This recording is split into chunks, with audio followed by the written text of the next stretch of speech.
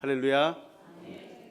오늘도 우리를 먹이시고 입히시는 하나님의 은혜가 우리의 삶의 모든 순간마다 가득하게 간절히 소원합니다. 우리는 마가복음을 계속해서 묵상하고 있습니다.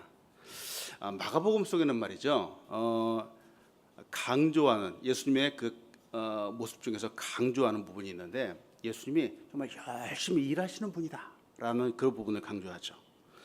마가복음 곳곳에서 등장하는 표현 중에 하나는 예수님이 밤을 새워서 열심히 일을 하셨다, 사람들을 돌보셨다, 병자들을 고치셨다 하는 그런 부분들이 곳곳에 등장을 하죠.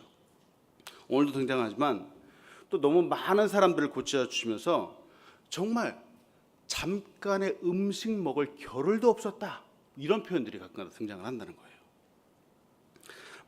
마가복음에서 보여주는 예수님의 모습은 하나님이시지만 인간과 똑같이 밤을 새워서 열심히 일을 하시고 또 음식을 먹을 겨를조차 없고 뛰어다니는, 정말 열심히 일하시는 그런 예수님의 모습을 보게 되죠.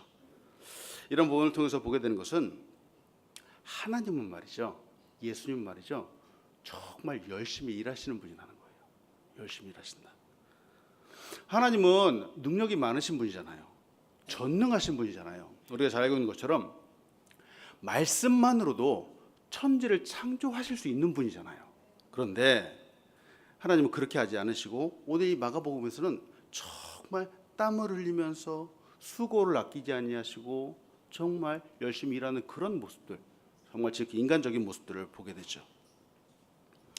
능력을 기적과 같이 나타내고 열심히 일하기보다는 열심히 일하시고 또 쉼이 필요하기도 하고 그냥 우리와 함께 열심히 일하시는 그런 모습들을 보게 된다는 거죠.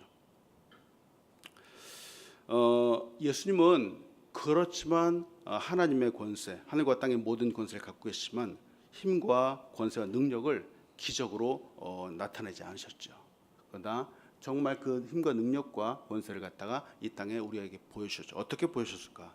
섬기는 종의 모습으로 보여주셨다고 하는 거죠. 모든 사람의 종이 되어 섬기는 모습으로 보여주셨다는 거죠. 이 모습을 나중에 보겠지만 마가복음 10장 45절은 예수님에 대해서 이렇게 말하죠. 인자가 온 것은 섬김을 받으려 함이 아니라 도리어 섬기려 하고 자기 목숨을 많은 사람의 대속물로 주려 하려 함이라. 그렇잖아요. 예수님이 이 땅에 오신 목적은 섬김을 받는 것이 아니라 도리어 섬기러 오셨다라고 하는 거죠. 마가는 예수님이 행하신 일들, 역시 특히 열심을 다해 일하신 그 모습을 중점적으로 이 마가복음에서 기록하고 있죠.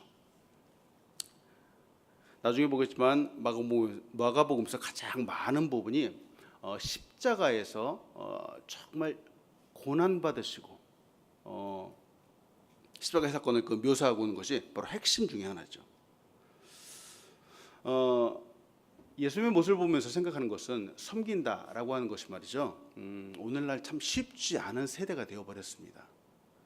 섬긴다라고 하는 것이 우리 기독교에서는 그래도 자주 이야기되고 그래도 자주 표현되고 자연스러운 것인데 세상에서는 그렇지 않다는 거예요.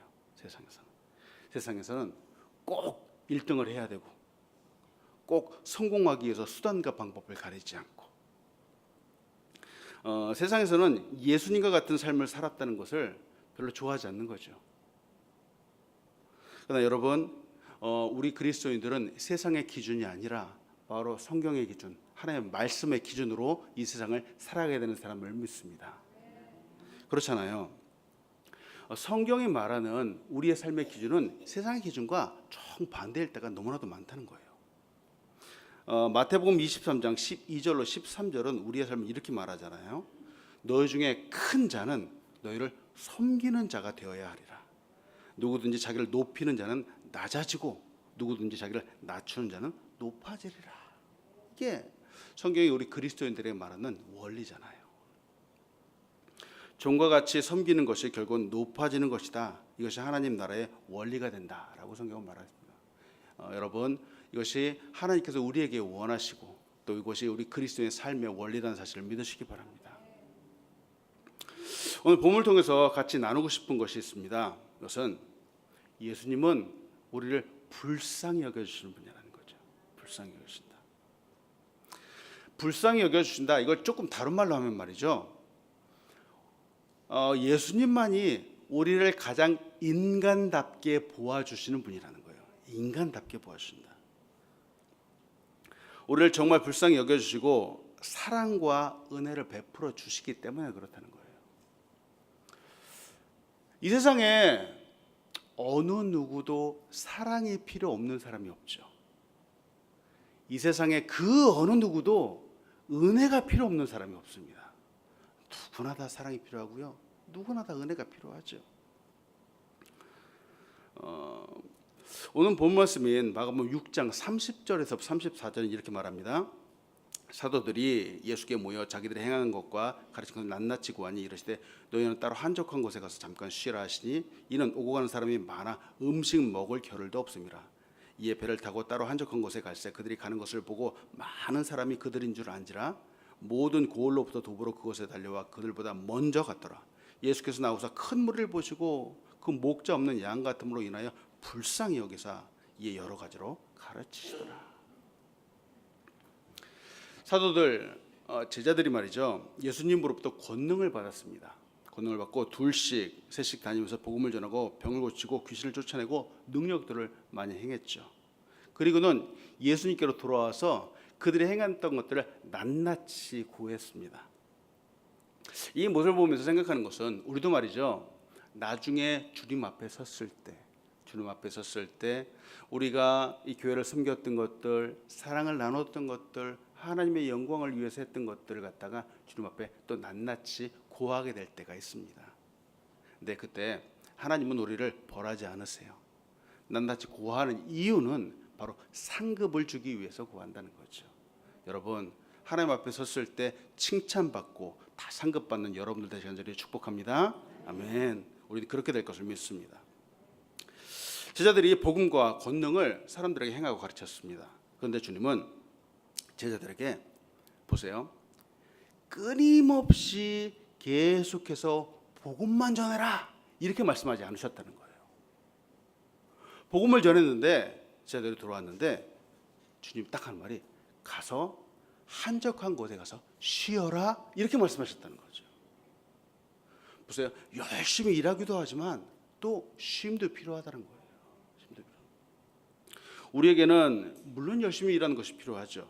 그러나 또 잘 쉬는 것도 필요하다라고 하는 겁니다. 쉼 없이 일하는 것처럼 위험한 곳이 없습니다. 보세요, 기계도 말이죠, 우리가 사용하는 기계도 24시간 365일 계속 돌릴 수 없습니다. 그러면 고장 나죠, 기계도. 그런데 사람은 더더군다나 그럴 수 없다는 거죠. 저는 1년에 한 번씩 한국을 방문합니다. 가서 이제 부모님을 만나고요, 또 친구들도 만나고 저 자신도 쉼을 얻고 그런 시간을 좀 갖게 되죠. 일주일에서 열흘 정도 이렇게 한국을 갔다 잠깐 나가는데 근데 갈 때마다 말이죠, 한국을 방문할 때마다 느끼는 것은 한국에서 정말 사는 사람들이 정말 점점 웃음이 사라져 가는구나라는 것을 느낀다는 거예요. 전철, 지하철도 그렇고요, 많은 곳곳에도 그렇고 사람들의 밝은 모습, 표정, 미소 이런 것들을 참 찾아보기 힘든 그런 시대가 되어버렸습니다. 무표정하고 화나 있는 모습들을 보게 되죠. 식당에서도 그렇고요, 은행에서도 그렇고요, 밝게 이렇게 사람들을 맞이하고 그런 모습들을 잘 보지 못하게 되죠. 왜 그럴까? 이유는 한국 사람들이 쉬지 않기 때문에 그렇죠. 글쎄요, 아니 쉬지 않는다라고 하는 표현보다 쉴 수 없는 그런 시대가 되어버렸다라고 말하는 것이 맞을 것 같기도 합니다. 한국이 말이죠, 끊임없이 계속해서 일을 해야지 그래도 조금 살 수 있는 그런 사회가 되어버렸죠. 안타깝죠. 제자들이 열심을 다해 복음을 전하고 돌아왔을 때 그들에게도 쉼이 필요하다라는 사실을 예수님이 너무 잘 알고 계셨죠. 그리고 한적한 곳에 가서 쉬라라고 말씀하셨죠. 우리 사람에게는 무엇을 하건에 쉼이 필요합니다.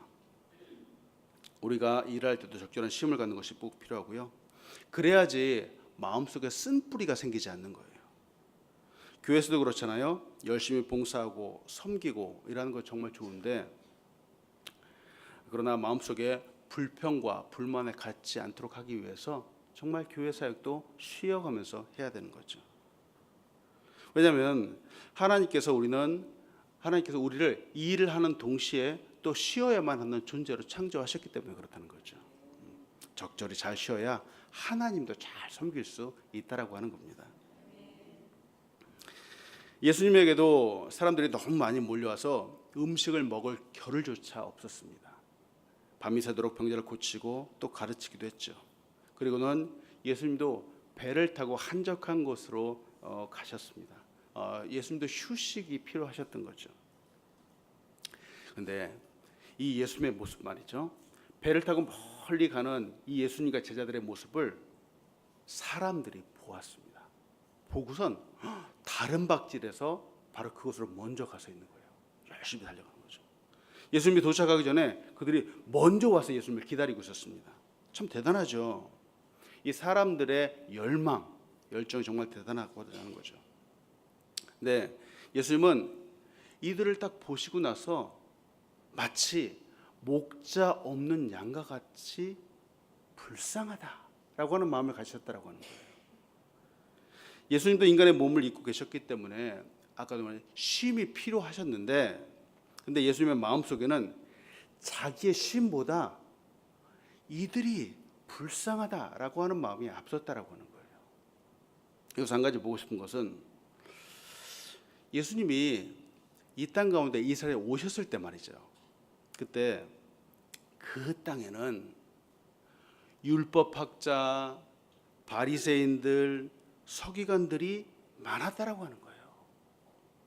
하나님 말씀을 잘 알고, 너무나도 잘 알고 사람들에게 이 가르침을 줄 수 있는 사람들이 많았다라고 하는 거예요. 근데 그들은 무엇을 하고 있었을까?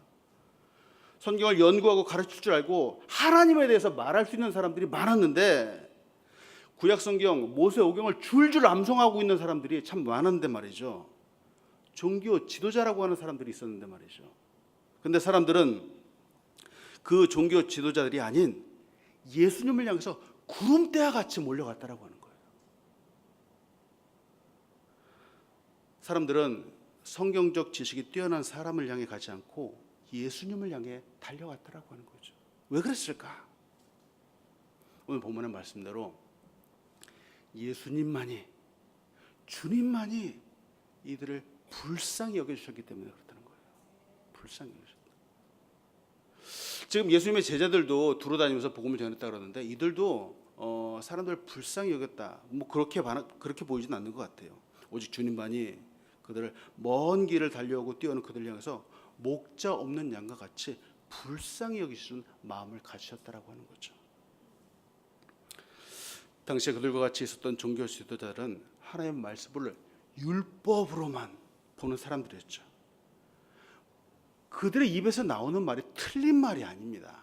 틀린 말이 아닌데, 그러나 말씀을 갖고 잘된 것은 무엇이고 잘못된 것은 무엇이고 이것만 가리고 정말 참 진리의 사랑을 전하지 못했던 사람들이라는 거죠. 사람들은 참 진리, 진짜 사랑에 굶주리고 목말라 했다라고 하는 겁니다. 그런 사람들의 모습을 있는 그대로 정말 불쌍하게 보아주시는 분이 바로 우리 예수님이었다는 거죠. 양은 말이죠, 반드시 목자가 필요합니다. 목자가 없는 양은 살아있어도 살아있는 게 아니죠. 그들은 스스로 꼴을 찾고 물을 찾고 안식처를 찾을 수 없기 때문에 그렇죠. 생각해 보는 것은, 오늘날도 예수님은 우리를 불쌍히 여겨주신 분이라는 거죠. 오늘날도 쉼없이 달려오는 나를 향해서 정말 나를 가장 불쌍히 여겨주실 수 있고, 나에게 참 사랑과 참 진리로 먹여주실 수 있고 우리를 인도해 주는 분이 예수님이라는 거죠. 하나님만이 우리의 마음을 아십니다. 그래서 시편 속에 다윗은 이렇게 말하잖아요. 하나님을 향해서 내 마음을 토로하고 있는 거잖아요. 시편 51편 17절은 이렇게 말합니다. 하나님께서 구하시는 제사는 상한 심령이라. 하나님이여 상하고 통회하는 마음을 주께서 멸시하지 아니하시리이다. 내 마음을 하나님께서 가장 잘 알아주신다라고 하는 거죠. 사랑하는 여러분, 오늘도 상한 심령으로 주님 앞에 나아가시는 여러분들 되시길 간절히 축복합니다. 우리를 말이죠, 가장 인간답게 보아주시는 분이 바로 우리 주님이라는 거죠. 오늘도 이 주님 주신 힘으로 승리하시는 여러분들 되시길 간절히 축복합니다. 오늘 본문을 통해서 나누고 싶은 또 한 가지는, 예수님은 우리를 먹이시는 분이라는 거죠. 먹이시는 분. 영적인 양식을 주시는 것뿐만 아니라 육적인 필요도 공급해 주시는 분이 바로 우리 주님이라는 거죠. 오늘 본 말씀 6장 39절에서 44절은 바로 오병이어 사건이 나옵니다. 시간이 없기 때문에 본문을 읽지 않겠고요. 사람들에게는 가장 필요한 기본적인 요소가 있습니다. 바로 의식주라고 하는 거잖아요. 의식주. 입는 것과 먹는 것과 사람들이 안전하게 거할 수 있는 처소가 꼭 필요하죠. 이 주변에 홈레스들이 많잖아요. 그 안전하게 거할 수 있는 장소가 없기 때문에 그냥 홈레스가 되잖아요. 밖에서. 아주 기본적이지만 이것들이 우리의 생존, 살아가기 위해서 꼭 있어야만 하는 것들이잖아요. 33절부터 무수하게 많은 사람들이 예수님을 보고 달려왔는데 말이죠.